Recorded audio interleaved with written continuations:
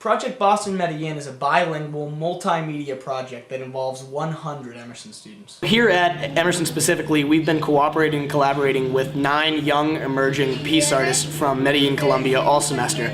We're trying to raise $50,000 in grant money to bring them from Colombia to Boston for the presentation and exhibit of their work in April of 2010. And we're working with 10 distinct universities and library parks across the United States and Medellin to accomplish our goals. What we'd like to do is show that violence, or la violencia as we've been referring to it, is not the only story behind Medellin. That its people are more than just poverty, cocaine, and violence.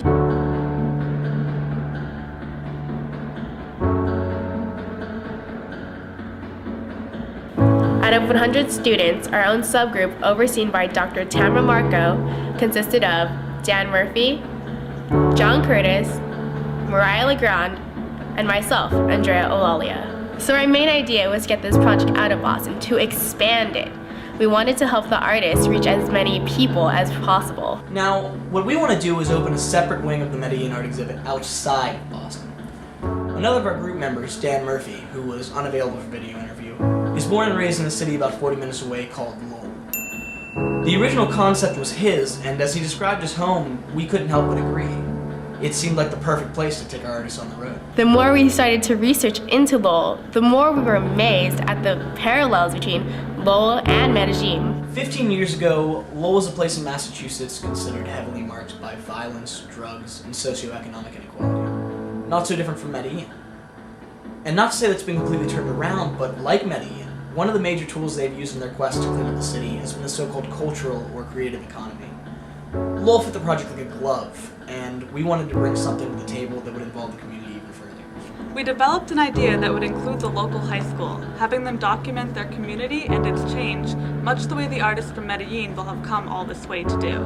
And one of the greatest things that Lowell has done for the younger generation is making them aware of opportunities that are available to them. This city used to be ruled by drugs. It didn't leave kids a lot of options.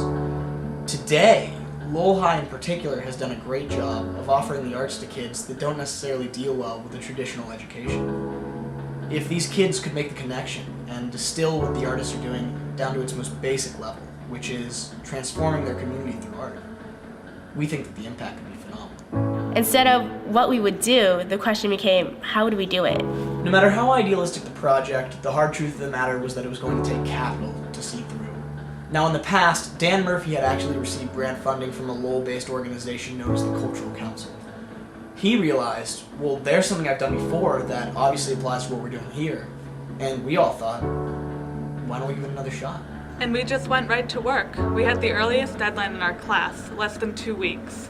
All we knew was that we had an application to fill out and the deadline was closing in fast. And we wrote down a very thorough idea. And we knew we had a very, very small word count. So we chopped that up into really little pieces. Each question was 500 characters. We chopped that up even further. We really had to work together to get it done. And we got it. We got it done. And we were actually able to make a trip out to Lowell to go see the council. Hi, we're here in Lowell in front of City Hall. We're about to go in for our interview with the Lowell Cultural Council. And this is Eloisa and Emily, who is doing child labor. The purpose of going to Lowell was to give the council faces to the application. That we weren't just names on a page, that the artists weren't just names on the page, that they were actual people who were invested in this project, who wanted to make change in Lowell and change in Colombia, especially in Medellin. And when we first got there, we were so excited. We were on time, we were prepared, and we can't get in. The doors are locked. Dan just... We cared about the project. That's why we went to the late meeting, waited there in anticipation. We didn't even know if we were going to be heard that night because they were supposedly going to close us out. We were the very last people on the docket. Why? What do you mean? Why might they not see us?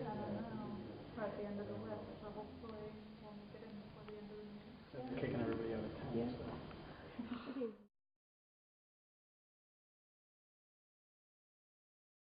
In the end, we did get the interview with the council. Unfortunately, we didn't get the grant. We were told that our project wasn't citywide enough.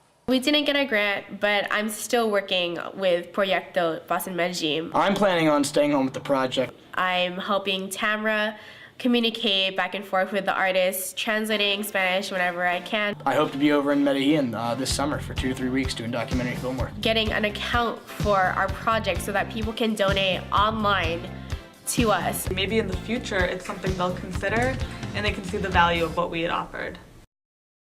To my darling, my everlasting, my Lowell Grant.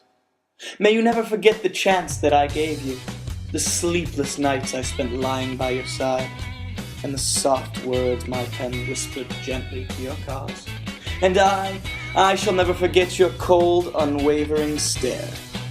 You never did say much. Come to think of it, you never said anything at all. Speaking of which, I have several complaints. Chiefly, your appetite. At your most demanding, you swallowed my time and energy without remorse. And you never paid for dinner. Not once. But it wasn't all bad, was it? I've hardly had a moment to contemplate our time together. You left me so suddenly, like a bad girlfriend, the crazy kind you wake up in the dead of night to find standing over you with a knife.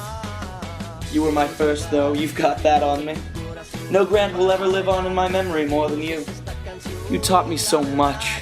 The history of a foreign country and city, to know and experience a people so different from myself.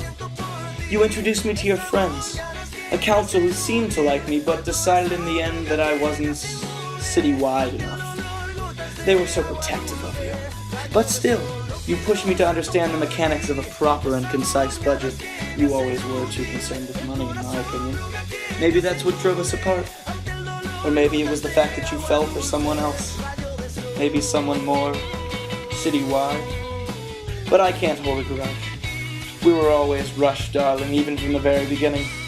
Maybe that's why we fell apart so quickly. We lived out our best moments in the start and let our romance fade as time went by. Either way, I'll never forget you. But you still kind of suck. Don't call me.